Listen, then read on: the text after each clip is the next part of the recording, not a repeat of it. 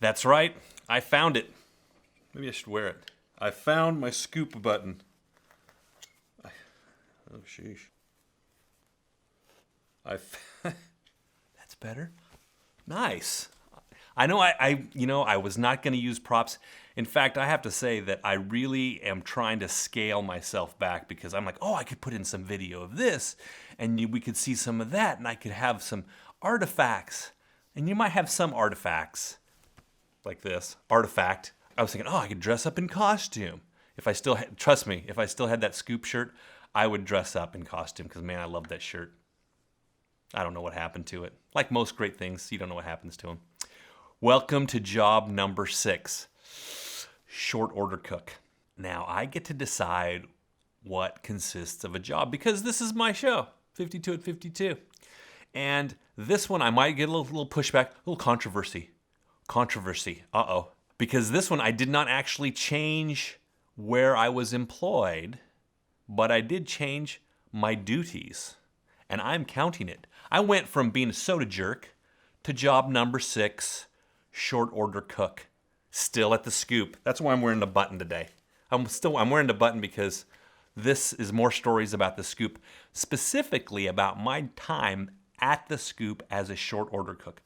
What is a short order cook? I wonder why they call it short orders as opposed to, I guess if you're a chef, you have these big, long 8-course meals, and these were just little short orders, sandwich, hamburger, things like that. I am stopping saying things like that. I hate it when I say that. So I worked at the Scoop, the same place, but a different kind of experience. And that's what this show is about, different kinds of experiences, different stories. This was not just flipping burgers. I could say, oh, I was flipping burgers, but what sounds better, short order cook or flipping burgers? Again, we get into a sense of identity with our jobs. And if I'm a flippin' burger, that's an action. But if I'm a short order cook, that implies a certain level of skill, which I attained as a short order cook. I really liked being a short order cook. The way that the kitchen was laid out is there was a griddle where you could make pancakes or you could make grilled cheese sandwiches, a griddle. And then there was also what are they called, those things? I have one. We have all seen them. Charbroiler? It's not like a barbecue. Why don't they call it a barbecue? I guess because, anyway, it's a piece of metal with flame underneath it. A broiler? No, because the broiler's from the top. It's a piece of metal. I might have to go look that up. I was going to look something else up too. I might have to pause this and look it up. I'm not sure if I'm going to pause it. On that piece of metal with the flame underneath it, we would put hamburgers, things like that. Oh, gee. In addition to making those hamburgers on that piece of metal with the flame underneath it, what's that called? It's like you go through your life and you just go through it and you're like, have no idea what anything is. It's like, oh, it's that piece of something over the thing. It's wood, it's metal, and there was fire. Like a caveman. You can't even count to past 3. I would make sandwiches. We'd make sandwiches, again, with homemade bread, turkey sandwiches, pastrami sandwiches.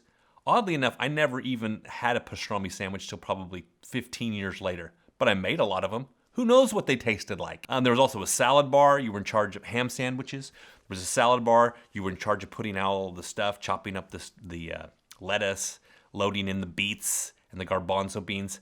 And again, I never had a garbanzo bean until I was out of college. Then the only reason I had them then was because they were called chickpeas. Because we were thinking, wow, these garbanzo beans in the salad bar. Who would eat this stuff? But I love them now. Everyone hated making fish and chips. You'd get that order for fish and chips, and you're like, oh, seriously, fish and chips? Go see if they want something else. Don't make me make fish and chips. Part of the reason was because the fish, it's Northern California in a small town. The fish was not super fresh.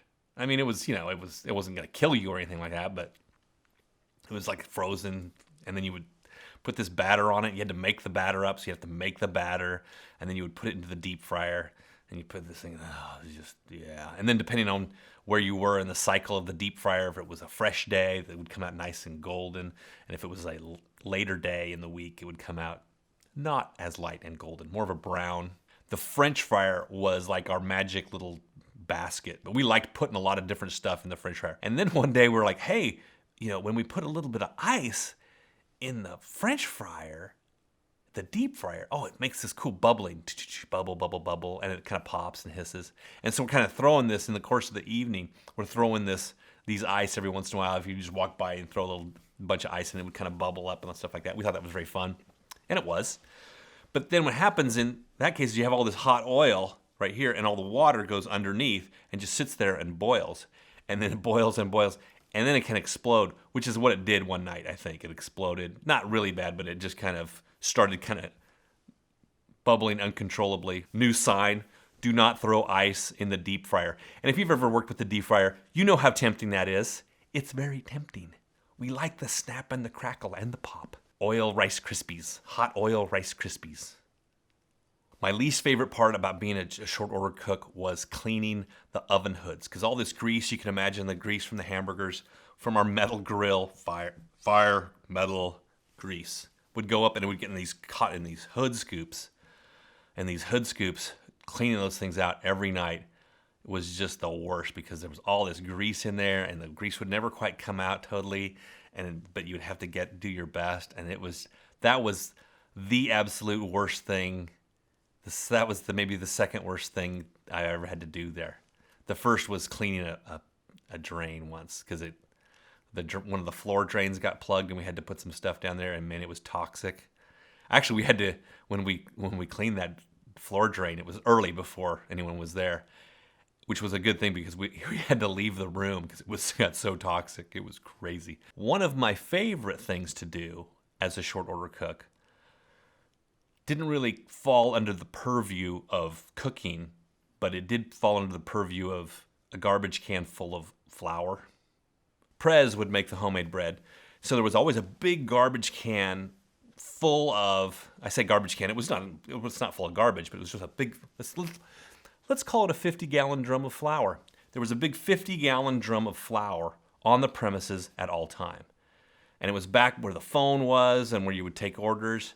And one thing that you could do is you could lift that thing up and stick your hand up to your elbow in flour. If you've never done it, I recommend it, because that's a great feeling.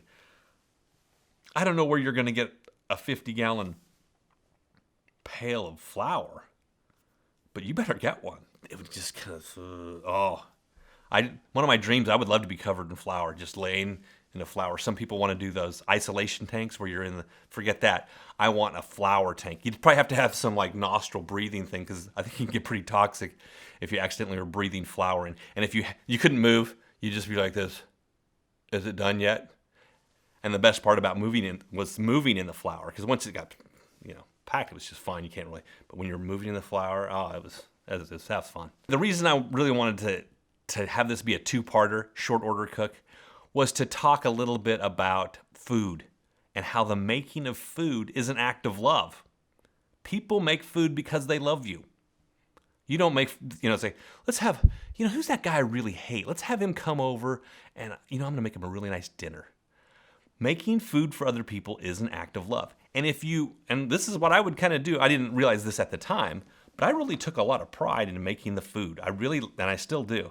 Making food, making sure it was just right. And I also liked to make things quickly. When I go to a Subway sandwich or something like that, and I see people just kind of barely moving, it's like, would you get going?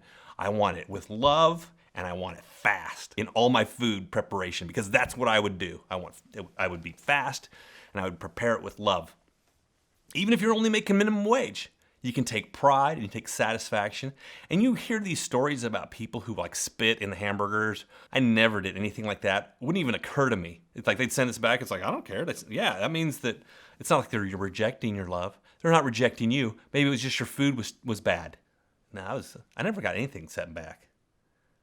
Maybe that's why I never had to spit in the food. And the other thing I really liked about being a short order cook was you would get the order up. Order up, order up. Order up, and you should get all these orders, and you're like, okay, there's the fish and chips, it's going to take this minute, and you'd have to do all these quick calculations in your head, and you'd put these on, you put this on, you put the buns, and you get ready, and it's like, check, and you would just be moving, and you wanted all the things to come out just right. You wanted this one to be first, you didn't want this one to be waiting too long over in the corner. And it was like an orchestra, especially when you got busy, man. The flames on that metal thing would fly up into the air. I mean, come on. That's the best. There's flames and you're with love and food. That really isn't that the essence of life? Flames, love, and food. But I did get a lot of satisfaction. I did get a lot of satisfaction out of being a short order cook. I'm not sure if I still do it. I love making, do I like making food?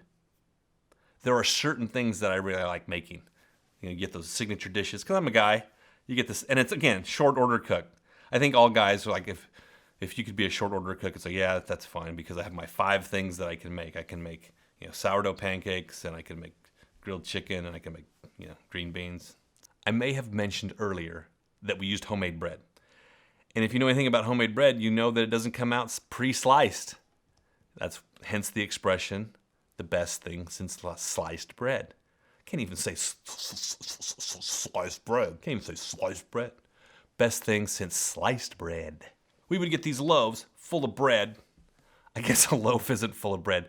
We would get a bread loaf full of bread. My brothers make fun of the way, y'all make fun of the way each other talks, because I guess we're all buffoons and we can't speak properly. So this is a good exercise for me in elocution. We would get these bread loaves unsliced, and we would have to cut them. And the bread slicer we would also use it to slice meat.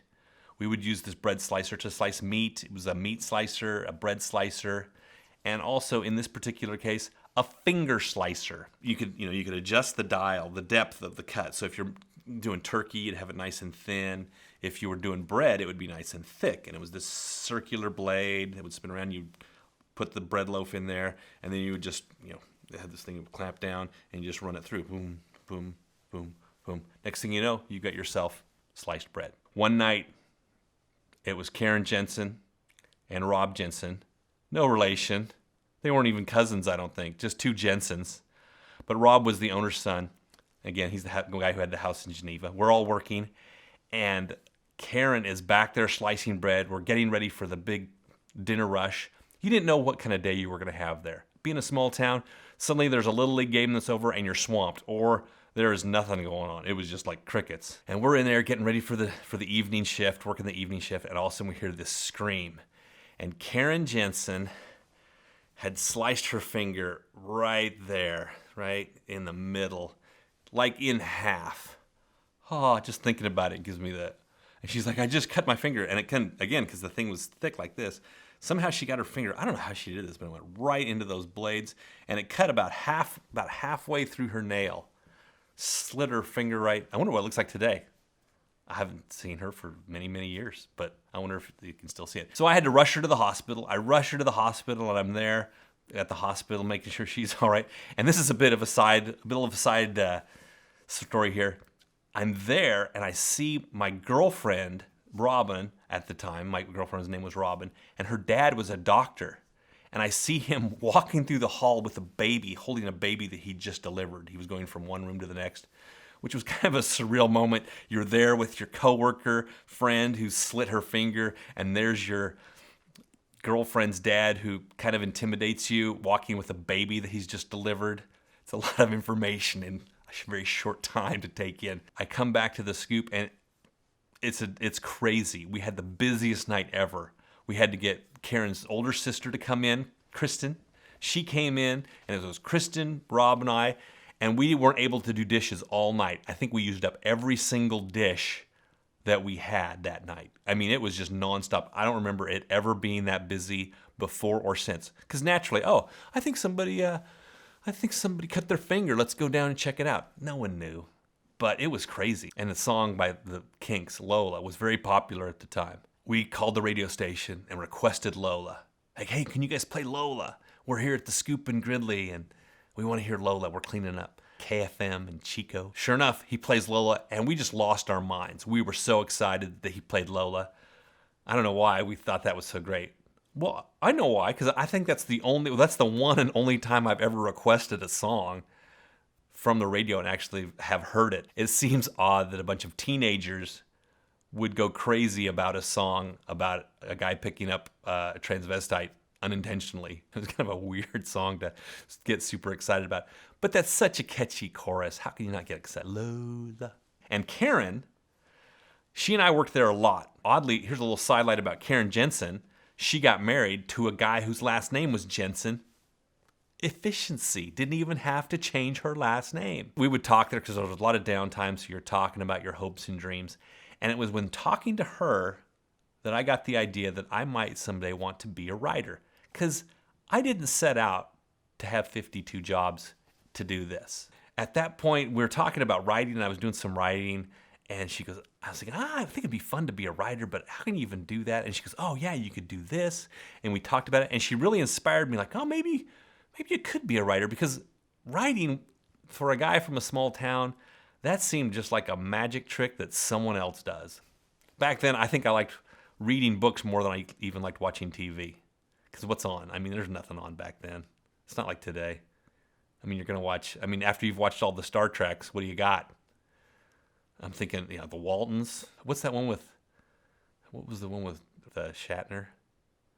Hooper, or no, Taggart, or Tanner? You know what I'm talking? He was a cop. Captain Kirk is a cop. No wonder I wasn't watching a lot of TV. When we talk about dreams, when you're working as a short order cook in an ice cream parlor in a small town, you can have big dreams.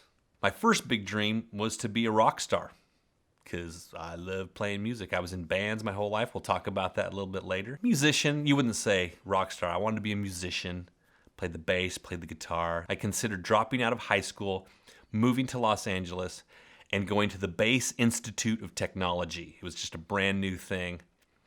And I was seriously considering it. I never told my parents that I was seriously considering it, but rock star musician and then a writer. All thanks to this job as a short order cook. I wrote for the school newspaper. One of the things I wrote was based on one of my experiences at the Scoop. Not really an experience, kind of a riff on reality. And I wrote this short story that kind of got picked up in the school paper about the smashed bunny float. And it was about this. We had this bunny that we would keep in the back that we would use for, and there was a special item on the menu called the smashed bunny float. And you would have to smash this bunny up and put it with ice cream and fizzy water and, drizzle it with sauce. And then no one ever ordered it, but we always had this bunny in the back just in case someone wanted to order it. And so, of course, in this story, someone orders it, and then I have to be the one to go back and smash the bunny. I can't remember what happens. I'm pretty sure I smashed the bunny and am traumatized. And then the guy's like, thanks. Lots of digressions today. Lots of kind of, not really work stories, but, tangential work stories. Job number 6, short order cook. Thanks for watching, listening. One thing that happens when I tell people I'm doing this project is it's great because they go, how many jobs have I had? And you see them start ticking them off. I did this. Our work is so much a part of our identity. It's who we are, what we do. When you're working as a short order cook, you get to dream. And when you're at high school and you're dreaming big, the whole world has all this potential. And there's something magical about that time. You're making food with love, you're dreaming big dreams, and you're working on your potential. Thanks for subscribing. If you haven't, go ahead. Please tell your friends and neighbors and coworkers and random people you see on the street, hey, do you watch 52 at 52? T-shirts, buttons. Are we going to have 52 at 52 buttons? And a little picture of myself going, get on that. Get working on that. I can't believe I forgot this button was here. I can't believe I worked. Can you believe I found this thing? All week I was like, where is that thing? Where is it? And I found it. And you know what? Let's talk for a second about this button. I'm kind of embarrassed that I have this button still, because this was a long time ago. It's like, we're talking about relics here. Why would I keep this? But now, this is something that after I quit the Scoop, I would, I'm sure, I wonder if I'm the only one who has their button. That might be an interesting thing, because there were a lot of buttons, but you would just toss this. But then I keep it, and then in time, time passes, and now this is very precious to me. Very precious. So precious that I had no idea where it was. But I did find it, which was pretty impressive. Anyway, job number 6. Thanks for watching. Bye. Bye? Goodbye? Goodbye. Goodbye. Goodbye. Bye. It's like I don't see you. Why am I going to say goodbye? I'm not going to put goodbye in there. I'm going to cut that part out. And then I'm not going to cut that part down. I'm going to put this part in. I don't know what I'm going to do. The smart thing would be to cut out all goodbyes. But I'm not that smart. I wish I was smart. I'm smart like I'm cool. Like, not super smart, not super dumb. Just smart enough to not be worth anything. I better not put that in.